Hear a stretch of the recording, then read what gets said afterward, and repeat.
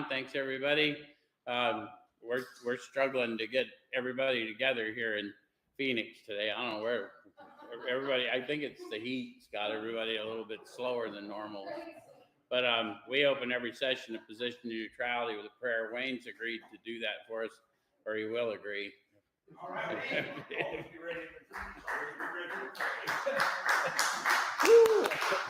Oh my goodness, I'm messing up the chair. Oh, Heavenly Father, we thank you for this time that we could spend together. We thank you for the word that you're going to give us tonight. God, we thank you, Lord, for the power to look down on the inside, Lord, and to walk better and act better. In Jesus' name, amen. Amen. I did mess up the chair, though. Amen. Thank you, Wayne. Thanks, everybody. Everybody in Canada, we're envious of your weather. Well, matter of fact, all of you on the East Coast are doing better than we are. We got electrical storms and heat. But anyway, tonight we're going to look at step 3, if I remember getting my book out. Oh, yeah.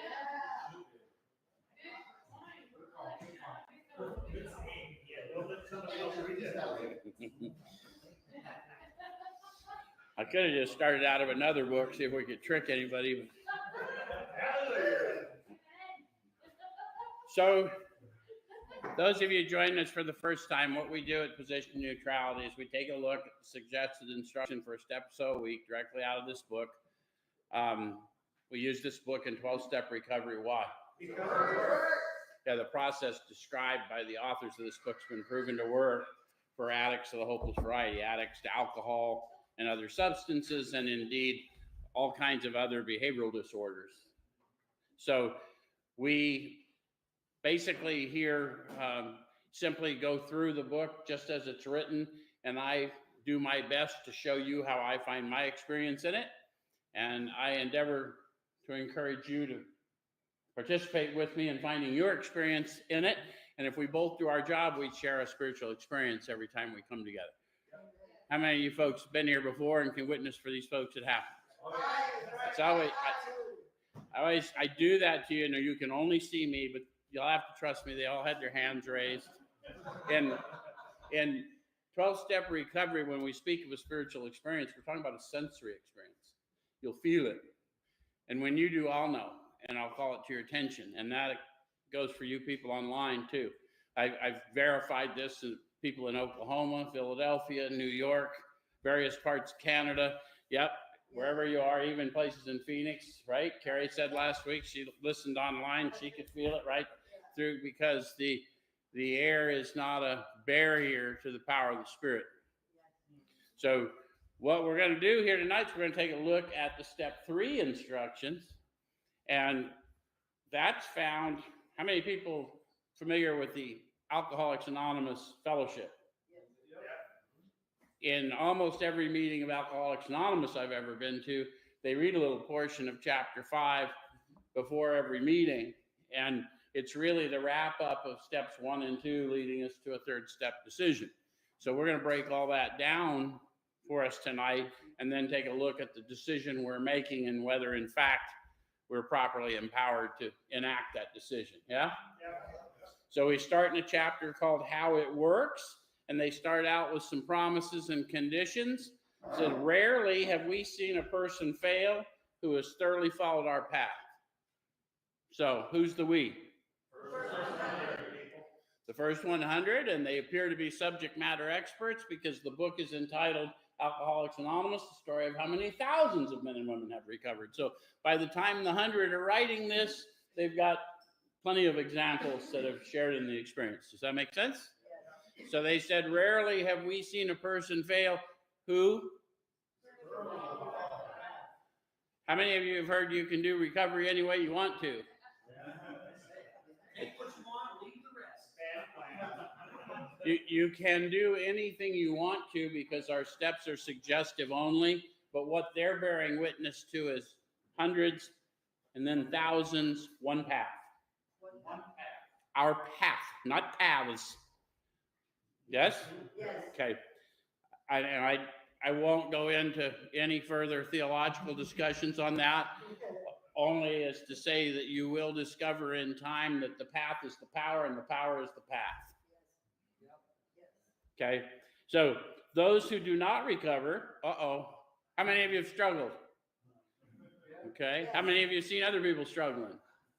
Well, then let's read about us, shall we? Those who do not recover are people who cannot or will not completely give themselves to this simple program. Usually men and women who are constitutionally incapable of being honest with themselves. So, have you ever considered while you were struggling whether you might be a cannot or a will not? Yes. What did you conclude? I've been both. Sometimes we're a will not until we find out we're a cannot, right? Because the mental illness takes over, yes? Right. Okay, so constitutionally incapable of being honest with ourselves about what? That I'm an alcoholic and I'll never safely drink alcohol again. Sean has one answer that's unique to Sean. Anyone got any other answers? I mean, I think that's a good foundational question. Let's take a look at what the authors have introduced us to. Let's go back to the doctor's opinion. And let's just go to the bottom of XXVIII, Roman numeral 28. It says men and women drink essentially because they like the effect produced by alcohol. Yes! Couple of people, how many of you people are sober in the sound of my voice? How many of you, even though you're sober maybe many years, if you allow yourself to bring it to consciousness, can actually feel that effect? Yeah, that's a unique experience to those of us that have this addictive disorder. Is in spite of all the water under the bridge, I can feel it right now. Yeah? Okay. The sensation is so elusive that while they admit it injurious, they cannot after a time differentiate the true from the false. Back to Sean's answer to his question. Because that first part's true, I can't safely drink again. Hell, I can't even safely think again without getting access to power, right? Okay. To them, their alcoholic life seems the only normal one. How many of you remember those days in your addiction and people are contemplating you sobering up and you're thinking, then what? Right? Okay. So pay attention to this, because this is what we don't tell people when they come to us and they're a little uncomfortable, and we try and calm them down and tell them to keep fighting. Just, you got this. This is important that you understand. This is part of my nature as an alcoholic of the hopeless variety. They are restless, irritable, and discontented unless they can again experience that sense of ease and comfort, which comes at once by taking a few drinks. Drinks they see others taking with impunity. So the virtual impossibility to do what Sean was talking about, recognizing the problem and then actually affecting some kind of a change because of my inability to bring to consciousness with sufficient force the memory of suffering and humiliation. But many years sober, I can bring on the ease and comfort right now, right here. Make sense? Be honest about that? So if that's not going on, if you're not getting that and you're restless, irritable, and discontented all the time, how long before you medicate? Don't know. Maybe it's a week, maybe it's a month, maybe it's a year, maybe it's a decade. Yes? Okay. So let's go to page 50.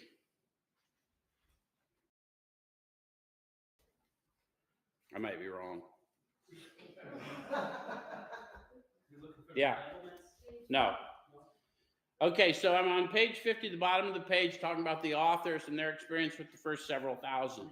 Here are thousands of men and women, worldly indeed.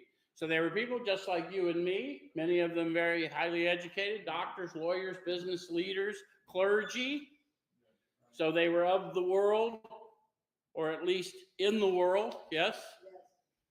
It says that they flatly declare that since they've come to believe in a power greater than themselves, to take a certain attitude toward that power and to do certain simple things, there's been a revolutionary change in their way of living and thinking. How many of you really would have to admit that at some point in your life you really needed a revolution in the way you lived and thought? How many of you have had that revelation stone cold sober? How many of you didn't know how to produce such a revolution? If you came to recovery and you pay attention and you have the capacity to be honest with yourself, there is a power in you that can produce such a revolution. However, you're going to have to participate, right? I'm going to have to take a certain attitude toward that power and do certain simple things if I want the revolution. Does that make sense? This is their testimony. This is the first several thousand. And it says, in the face of collapse and despair, in the face of the total failure of their human resources, they found that a new power, peace, happiness, and sense of direction flowed into them. How many of you felt that? So they're not asking us to remain abstinent. They're asking us to switch our dependence. Does that make sense? Because abstinence, I'm restless, irritable, and discontent. But if I don't have to be abstinent, if I can be spiritually inebriated, then all I need to do is follow these few simple directions. Does that make sense? So that's the first 100 and their testimony, the first several thousand, that's what happened for them. And half of them were atheists or agnostics declared in the beginning, which we discovered last week. So it doesn't matter what you think you believe or what you claim to believe. If you'll follow through on the manner of living, the power will prove itself to you through you. Does that make sense? How many of you had to be persuaded to take the second hit of cocaine? Anyone ever had to be persuaded to take the second whack off a bottle? This is power to take the second hit. The power we're going to introduce you to is going to take the second hit for you. Does that make sense? Okay, so those are the two things I got to be honest about. Did I get a little bump of power, peace, happiness, sense of direction flowing in, or am I willing to believe based on what I'm seeing go on around me and feeling go on around me that at least this clown has? Right? I had a guy at the shelter years ago say, well, I still can't believe in God, but I absolutely believe you believe, Joe. That'll be enough for me. And I said, that'll work, man. I just, as long as you don't think I'm that. I'm just showing you my belief, not my power. Does that make sense? All right. So we now know what I got to be honest with myself about. That restless, irritable, and discontent. If I get restless, irritable, and discontent, I can't go out in the world looking for ease and comfort because that's a trap. I got to go inside. And I've always got a clean house, do a few simple things, work with others, pray, meditate, get direction. Yes? Okay. All right. So then it says, there are such unfortunates. How many of you seen such unfortunates? Incapable of being honest. Either they can't receive this information or they won't receive this information. How many of you thought you might be it? Yeah. Because no one can come to the Son except those the Father empowers. So whatever you're going through till you're done going through it. And all of a sudden you'll hear different, see different. Yeah. Okay. But don't run away. Atmospherics matter. Stick close. Us believers will show you some stuff, right? And we'll walk through some stuff. The nice thing about believers, us good Samaritans, is we ain't afraid to get in the pit with you. We know the way in and the way out. Okay. So they're not at fault. They seem to have been born that way. They're naturally incapable of grasping and developing a manner of living which demands rigorous honesty. So the manner of living is what demands rigorous honesty of me, and it's really my desire to be free of me. Does that make sense? And so all I've got to do is participate in the manner of living. If I'll take the action, my mind will catch up. I know that biblically we teach, it's all in the mind. You got to believe first, but if I'm a natural doubter, what I need to do is start acting in selfless ways and then watch how my mind is transformed. Does it make sense? Okay. So their chances are less than average. There are those too who suffer from grave emotional and mental disorders, but many of them do recover if they have the capacity to be honest. So we talked about what I got to be honest about. I'm going to need to switch my dependence, and I'm willing to believe that power that you're describing to me that I'm getting a little bump of, that can be my new dependence. Yes? Tangible power, sensory power. Yes? Okay. How many of you have met those people with grave emotional and mental disorder? How many of you have been here long enough to realize it's you? Yeah, just because you don't have a diagnosis. I mean, if you're hanging out in this club, you got a card that says grave emotional mental disorder. We like to point that out because none of us ever think we belong in the group we're found in. Okay, so ouch, that's a painful amen from those of you. All right, so our stories disclose in a general way what we used to be like. Catch what they're saying, guys. This is testimony, not bragging. For somehow over the years in fellowship, they started talking about what it was like. That's pure perspective. What it was like is whatever crazy thought was going on in your head. What it was like for me is meaningless to you, but what I was like might be interesting to you. I was self-deluded. I was self-interested. I was incapable of being honest with myself, and therefore I was incapable of being honest with you. I said I didn't care what you thought, but I deeply cared about everything you thought, and I was even more scarred by the things I heard you say because I assumed you were talking about me. I was a bit sensitive. Anyone else? And then I had this encounter with power, and I learned through this process that what my problem had really been was a loss of identity as a result of my human condition, and I simply could not get restored on my own. I just kept believing the lie, and the lie wasn't even coming from you all the time. Sometimes it was just coming from me. You're not good enough. You're an imposter. Who in the hell do you think you are? Why would you think you're entitled to any of this? These are the things. That's what I had been like. That's how I thought. This power came into me and started to change my mind. And what I'm like now is that for many, many years, I've tried to bear witness crisply and clearly and loudly to people that no one is beyond redemption. There is nothing you have ever done that can't be washed clean. And all you got to do is take a few simple steps. I'm feeling power in this room. Anyone else? Is it all over the country I'm feeling y'all? Because I'm feeling you. Okay, it's getting hot in here. They're saying, yeah, you're in Phoenix, you old fool. Yeah, no. Okay, so what I was like, what happened, what I'm like now, endeavoring to carry this message to you, and now the part we lay at your feet. If you've decided you want what we have, and you're willing to go to any length to get it, then you're ready to take certain steps.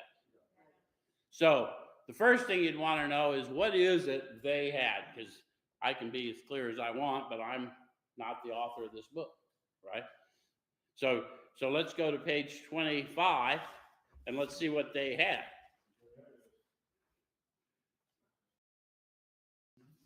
So, wait a minute. I'm a little slow. Okay, middle of the page. The great fact is just this and nothing less. That's pretty matter of fact. Just this and nothing less. I don't have to embellish it, nor do I withhold. Yes? Okay? That we have had deep and effective spiritual experiences, which have revolutionized our whole attitude toward life, toward our fellows, and toward God's universe. Remember the revolution we all agreed we needed? Well, it came as a result of these deep and effective spiritual experiences, which revolutionized the way they lived and thought. Does that make sense? And then it says, the central fact of our lives today is the absolute certainty that our Creator has entered into our hearts and lives in a way which is indeed miraculous. He has commenced to accomplish those things for us, which we could never do by ourselves. Guys, you've got to contemplate this. If you came upon this message in a church, you would think, yeah, more talk of miracles. Maybe. But they've already told you these are running drunks. Half of them atheists or agnostics declared. And to a man, they're telling you they are absolutely certain that their Creator dwells in them and lives through them. Now, if that's so, do you think that would work for you? Because you're the one that's got to say yes. Now, I'll tell you the difference between hope and certainty. I hoped that I could avoid some of the consequences of my actions. And some of them I got through, and some of them I did not. I was absolutely certain if I could get to the dope man, I could change how I felt. And I would not be deterred in that. The difference between hope and certainty. Hope is very important. It's a lubricant to keep us in the tough times. But certainty is what keeps me walking in the impossible times. And I want you to understand, someone's feeling that too. If you want the power to walk when it's impossible, then you need to take certain steps. Does that make sense? Okay. All right. So I'm going to get back over to the page on 58 again, and it says, at some of these we balk. So everyone in the room got a little bump of power, felt it, a little weepy crying going on, and it's like, yeah, but I ain't telling that shit to nobody, right? And even if I do tell somebody, I ain't paying that sucker back. At some of these we balk. Stay in the step you're in. You just got introduced to the power last week. You're just now going to take a look at the way yourself manifests that's created all these difficulties for you, but you're going to need power to go in and look at that. Does it make sense? So stay in the power you're in. Don't let fear snatch from you the better version of you that's just on the other side of learning the truth about you. Make sense? All right, so we thought we could find an easier, softer way, but we could not. Guys, how many of you have said the third step prayer, had a powerful experience, and then spent 8 months pretending you were going to write a fourth step? It's a pretty common experience. We even go lie to people about how we're working on it, right? You're not lying to any of us who know, because those of us who know. Okay. But you are lying to you, and that's what got you here. So if you're really serious about getting moving and you're failing to launch, then call the person who's helping you or somebody who knows, and we'll help you. You're going to have to re-encounter and figure out what's stopping your launch. Make sense? All right. So, but we could not. With all the earnestness at our command, we beg of you to be fearless and thorough from the very start. Fearless and thorough enough to say, yes, I have the experience. Yes, I want more of the experience. And human that's helping me with this, I'm going to need your help. I don't know what to do, and I don't want to admit to you I don't know what to do. Yes? Yeah. Don't die because you're afraid someone will think less of you. Not in 12-step recovery. It's not worth it.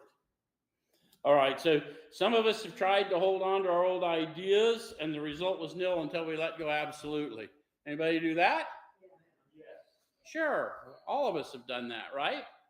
Yeah. I'll get to it, or I won't do that. I don't need to. I just don't pick up, no matter what. Or some of my brethren from the church, I don't need 12 steps. I'm going to one step to Jesus. No, Jesus came and worked with us drunks when he was here. He didn't one step us. He walked with us. Anyway, remember that we deal with alcohol, cunning, baffling, powerful. Now, they've shown you how he's cunning, baffling, and powerful in their own words, and they've encouraged you to have your experience, which we've done tonight, how we can bring to consciousness many years later that sense of ease and comfort, even with all the wreckage of our past. That's the result of that stuff. Yes? Without help, it's too much for us, but there is one who has all power. That one is? That one is God. And when we say God around here, everyone says power, because we don't want anyone's prejudice to block them off from relationship with the power within them. Does that make sense? And we agree on the name God because that's the signpost pointing to the power within you for our purposes. And as you dig deeper, you'll learn more. Yes? All right. So then it says, may you find him now. Where is he found? And how do we find him? Sometimes we have to search fearlessly. So I'm literally asking for power to do my fourth step right here. Make sense? All right, so half measures availed us nothing. How many of you? Yeah, half measures got me about half, and I'm good. Peace out. Huh? Anybody? Yeah, it's okay. I'll guarantee you there's more than just your hand. All of us have applied half measures. And it is disappointing when we find out it avails us nothing. We stood at the turning point. We asked his protection and care with complete abandon. Now, capital H, guys, they're getting pretty specific now. I am asking that power within me to protect me and care for me. And I know I'm going to go look at a lot of trauma and a lot of wreckage and a lot of hurt I inflicted and hurt I endured. And I am no different than any other man or woman that had to go through it. And I'm not making light of it. I'm just telling you the one that's going with you will provide that protection and care.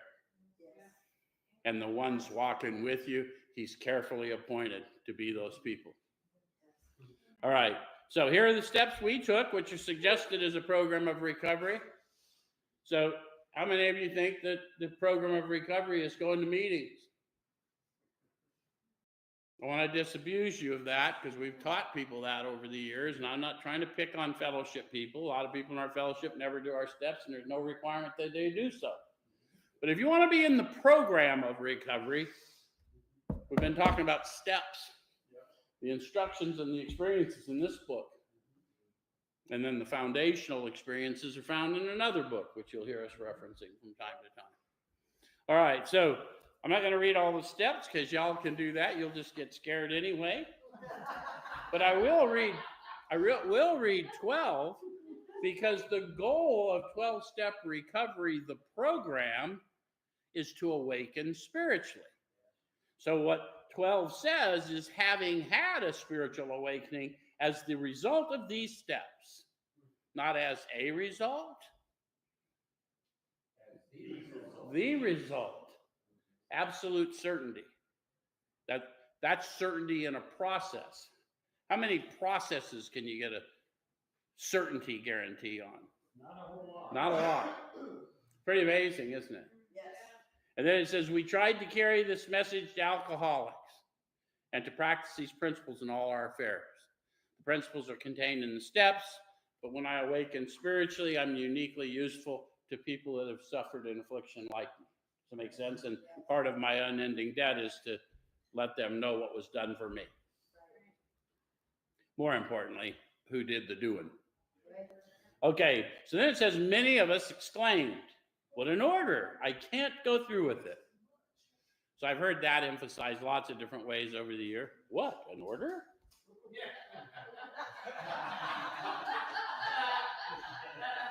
But because there's always somebody, there's always one.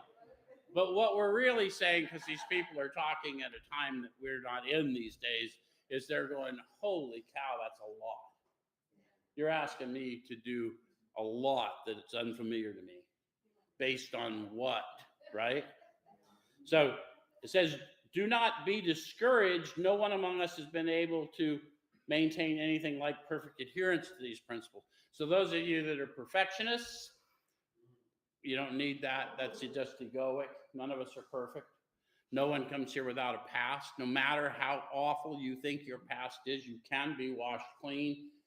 I have sat with some of the gnarliest past I've ever seen, and I'm always so humbled at how completely they are washed and walking in the Spirit. But I'm going to have to own it because I went through that and was saved by grace so I could help others. All right, so we're not saints. The point is that we're willing to grow along spiritual lines. I think it's so important that we tell people, look, man, I lost my sainthood credentials because of the way I gained my healing powers. So I ain't here to show perfection, but I can show you the perfect one operating through me. I can tell you how I think and how he causes me to act. Yes?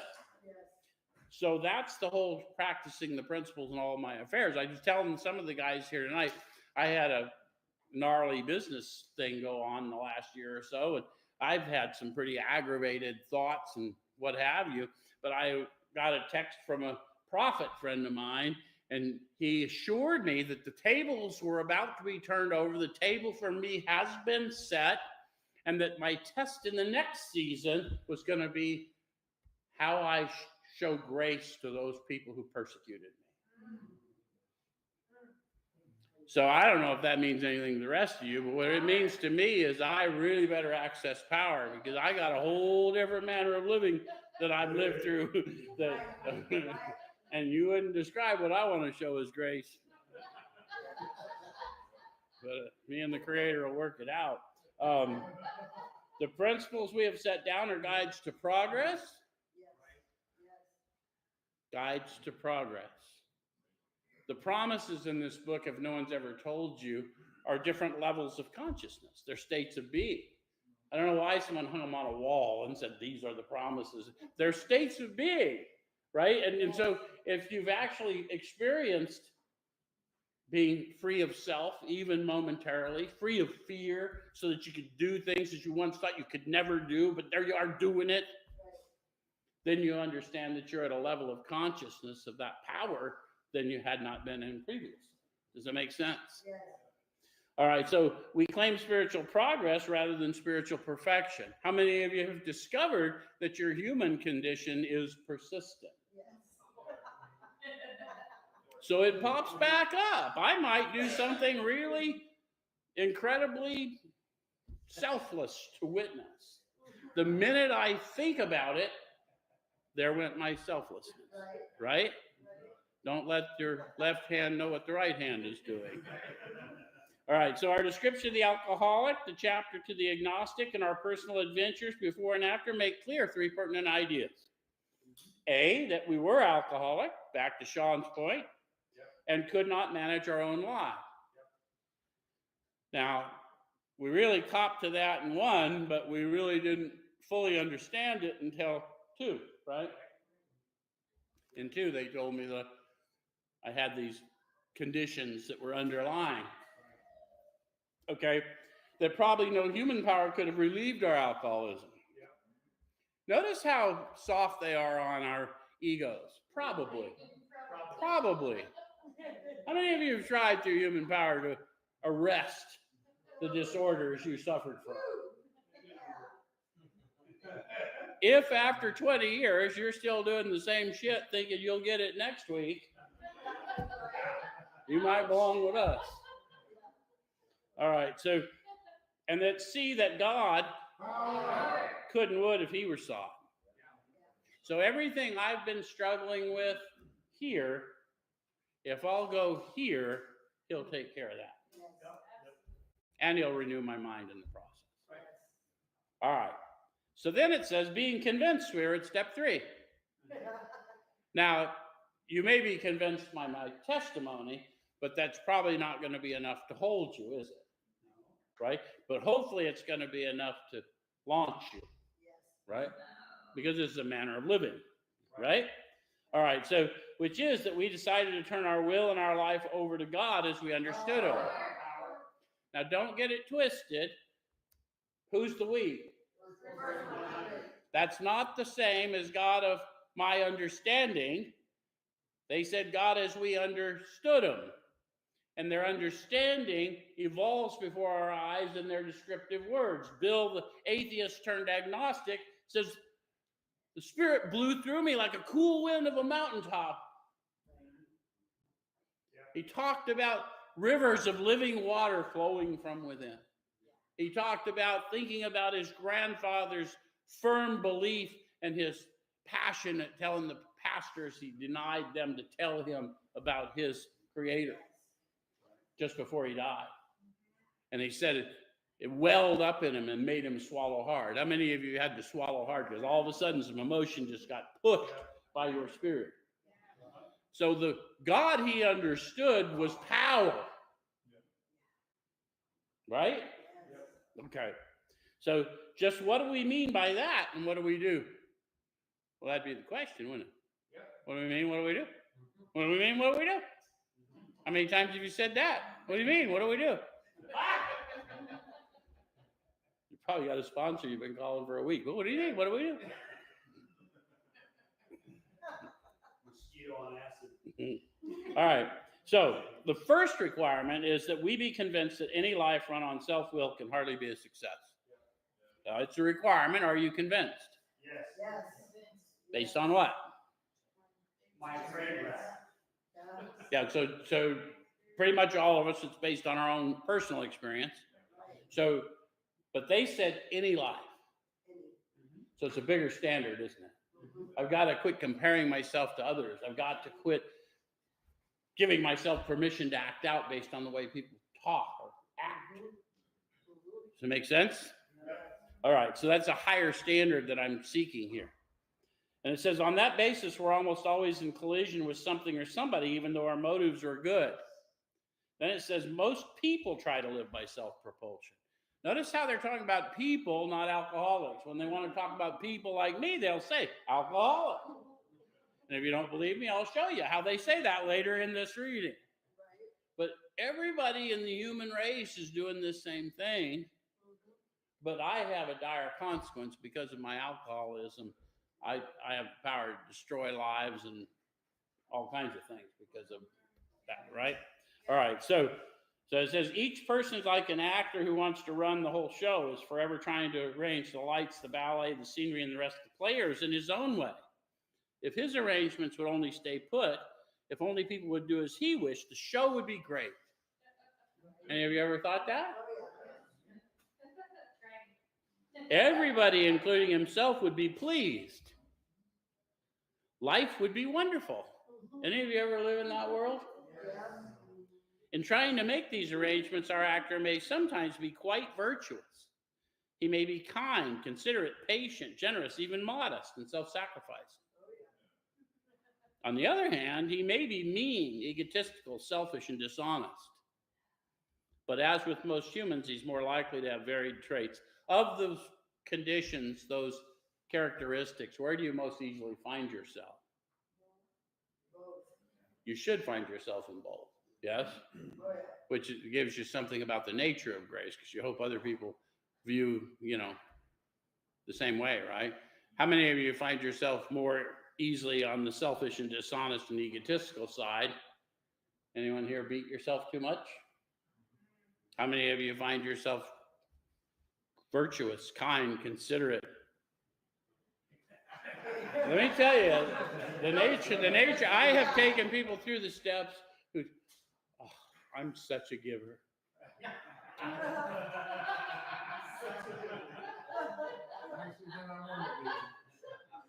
I'm always giving to the wrong people. No expectation of anything. I'm just telling you, I'm not trying to poke fun, but I've heard both. And what we're trying to see is my human condition is that I play a part in all of it. And if I don't find my part, it's going to be a long life or a short, miserable one of the two. All right. So on the other hand, I got to jump. Okay. What usually happens? The show doesn't come off very well. You might find yourself in a recovery meeting. He begins to think life doesn't treat him right. He decides to exert himself more. Now they're talking to those of you who think you can act in a way to make people think differently about you. And I'm not talking about just following societal norms. I mean, pretend you're something you're not so that someone will like you. Any of you ever do that? What did you learn about that? They still don't like you. Now I don't like me. Right? Anybody else have that problem? Okay. He decides to exert himself more. He becomes on the next occasion still more demanding or gracious as the case may be. Or I demand that they like me. I demand they see my selflessness. Any of you ever had that going on? Okay. And then it says, still the play does not suit him. Admitting he may be somewhat at fault, he's sure that other people are more to blame. Is that a condition you found yourselves in? justified bad behavior, bad speech, isolation based on other people's behaviors. And I only ask you to look at that because that's a manifestation of self based on fear, because you've lost your sense of identity. Make sense? All right, so he becomes angry, indignant, self-pitying. What is the basic trouble? Well, we've sort of, gone through it, deconstructed it as we went, right? The basic trouble is I've got this fear that I'm not good enough, or that you're not good enough, or it's not good enough, or something, or maybe it's all too good and I just need to make it better. Any of you been one of those where everything's going great, so you decide to just embellish it a bit? Yeah, or you're just trying to manipulate the shit out of everybody. Yeah, and sometimes I'm not even that smart. I'm just hoping you don't find out that I don't have this. Anyway, is he not really a self-seeker even when trying to be kind? So now they want me to deconstruct it a little bit. I'm wanting you to do, it's transactional. It may be emotional transaction. It may not be a material transaction. Yes? Is he not a victim of the delusion that he can wrest satisfaction and happiness out of the world if only he manages well? The purpose of the inventory is to answer those questions for yourself, by yourself, about yourself. So you're no longer telling the story someone told you about you, right? All right, so is it not evident to all the rest of the players that these are the things he wants? So how many of you have been running around pretending you were in charge? Yeah. And someone found out you weren't in charge. They go on to talk about that, and do not his actions make each of them wish to retaliate, snatching all they can get out of the show? See, they think they're in charge. Have you ever argued with those people who aren't in charge but think they're in charge when you're acting like you're in charge and you're not? Have you ever argued with them? How'd that go for you? I had a sign in my office, Sean saw it, said never argue with an idiot. People watch you and can't tell the difference. Is he not even in his best moments a producer of confusion rather than harmony? We're here to win friends, not arguments. We bear witness to the truth, not my truth, not your truth, the truth. And you can take it or leave it alone, because we give testimony like we deliver the mail. We drop it, and then y'all read it, and your reaction is your reaction. That's all. Make sense? All right, so our actor is self-centered, egocentric, as people like to call it nowadays. He's like the retired businessman who lolls in the Florida sunshine in the winter, complaining of the sad state of the nation. The minister who sighs over the sins of the 20th century. Politicians and reformers who are all, for sure, all would be utopia if the rest of the world would only behave. The outlaw safecracker who thinks society has wronged him, and the alcoholic who's lost all and is locked up. Did we describe, because sometimes we get caught, I never did that, I never did that. Have you ever just been so bound up in your thoughts you can't stand yourself? Because that's all they're describing. Okay, so whatever our protestations, are not most of us concerned with ourselves, our resentments, and our self-pity? I ask you the first question so you can ask yourself the second. Is all that really that big a problem, or is it my thinking about it? Yeah. And does it apply to how I'm thinking, or did that all exist before it became part of my awareness and then the cause of my suffering? Yeah? All right, so that's another product of this inventory, is learning how yourself manifests. So when you're starting to grow in your meditations and your prayers, you can speak specific to what's going on in your neural pathways that are keeping you so bound. Yes? Yep. All right. Selfishness, self-centeredness, that we think is the root of our troubles. Driven by 100 forms of fear, self-delusion, self-seeking, and self-pity, we step on the toes of our fellows and they retaliate.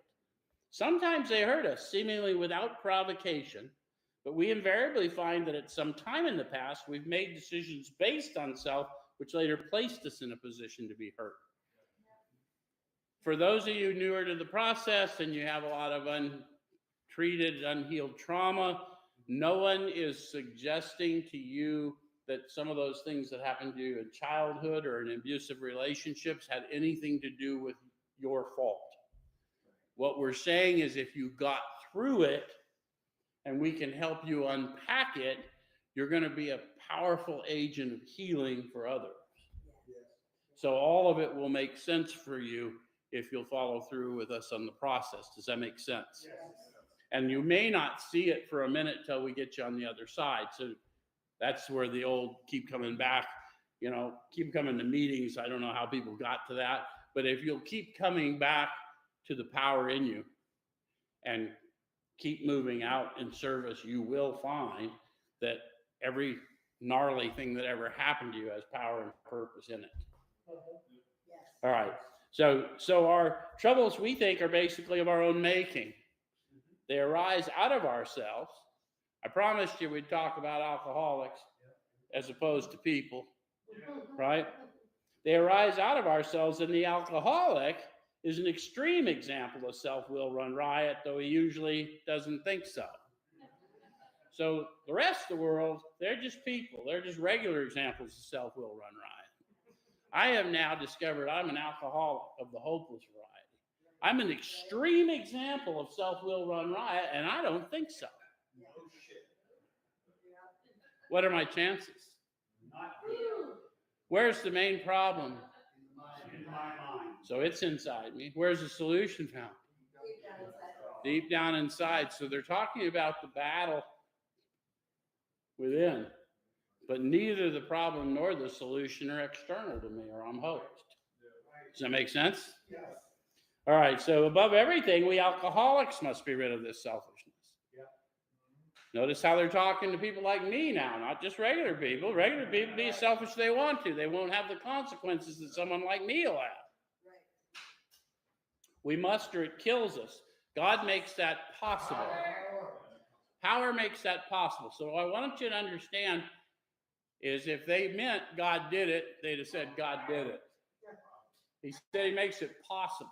I have an obligation to follow through on the action I've promised as a result of the power I've received. Does that make sense? Yes. So if you're sitting in rooms and you're not feeling it, go out and serve. Yes. If you're quoting the book but you're not getting the results, do what it says. Make sense? Okay. What are you laughing about? All right. And there often seems no way of entirely getting rid of self without his aid. How many of you have tried? You can't get entirely rid of self without aid, because as soon as I'm aware of self, there I am. So many of us had moral and philosophical convictions galore, but we could not live up to them even though we would have liked to. How many of you have had that experience? There's another book, man talks about it. I was just talking to Ted tonight about it. Oh, what a wretch I am. I do the things I hate. I don't do the things I want to do. I have moral and philosophical convictions galore, and I can't live up to them. This is modern day prophecy, folks. Just telling you what's up. Okay, neither could we reduce our self-centeredness much by wishing or trying on our own power. We had to have God's help. Okay, so this is the how and the why of it. First of all, we had to quit playing God. It didn't work. Isn't that interesting how simple that is? Yeah. I can't pretend. I have to acknowledge that sensory, tangible experience, and I have to take the actions necessary to subdue my ego and then move in the spirit to more and more grow my consciousness of this power in and on my life. Right. I have to make amends for harms done. I have to pay restitution because it's an act of contrition. Does it make sense? Yes. Yes. All right, so next we decided that hereinafter in this drama of life, God was going to be our director. So no more arranging the lights, the scenery, and the ballet for me, because that's what the director does. And you know why the show never came off when I was doing that? I wasn't there to do my part. Yeah, there the lights panned to me, and I was off directing the lights, the scenery, and the ballet. The show couldn't come off. I wasn't there to play my part. Make sense? All right, so he's the principal and we're his agents. Okay, so do you understand authority? Agents move in the authority of the principal, but they must remain in the principal according to the code. Does it make sense? But I walk in the very same authority as the principal as long as I meet those conditions. How's that? Someone feeling that? You want to walk in power, stay in the vine, right? Whoops, slip to another book. Okay. All right. All right. So now they're going to tell you about that loss of identity problem that we're trying to restore, and now they're going to tell you how it gets restored. He's the Father, and we're his children. So who you are and whose you are is all you got to know to tell other people all about the healing that's ready for them. And you will see the signs and wonders following you. Yes? And it says, most good ideas are simple. Is that true? Yes. And this concept was the keystone of the new and triumphant arch through which we pass to freedom. So what's the concept? Who I am and whose I am. That's all I need to know. And then all the other information will come to me in the form of power, peace, happiness, sense of direction flowing into me to the extent I'm growing. Yes? Okay. So then they got some more promises. When we sincerely took such a position, all sorts of remarkable things followed. Signs and wonders follow us. We had a new employer. Being all powerful, he provided what we needed if we kept close to him, performed his work well. How do I keep close to this power? Through prayer and meditation and in service to my brothers and sisters. Yes? Alignment of my will to his. Yep. And then perform his work well, right? They're going to tell us about that. Established on such a footing, we became less and less interested in ourselves, our little plans and designs. How many of you have discovered how little your original plans and designs were when you got introduced to a much bigger plan? It's freaking amazing, isn't it? So more and more we became interested in what we could contribute to life. As we felt new power flow in, as we discovered, or as we enjoyed peace of mind, as we discovered we could face life successfully. How many of you just didn't think you could face life successfully? Access the power, see how yourself manifests, work with others, grow in prayer and meditation. You will receive the power to walk out and do everything that you ever failed at. This isn't then. Behold, I'm doing a new thing. Can you not perceive it? Okay. So as we became conscious of his presence, that's how I know that I know that I know. Consciousness is the awareness of being aware. When I'm aware, when I'm awakened, I not only know who's operating me, but I know who's operating you, even when you don't know who's operating you, which is my obligation to call to your attention, my awareness of the divinity in you. Yes? All right. So as we began to lose our fear of today, tomorrow, or the hereafter, we were reborn. How many of you didn't understand the idea of being reborn? That spirit man within you needs a rebirth, yes? In order for you to see differently, hear differently, feel differently, taste differently, yes? Okay, so we were reborn. We were now at step 3. Wait a minute, didn't they say that 3 pages ago? These guys are rambling about.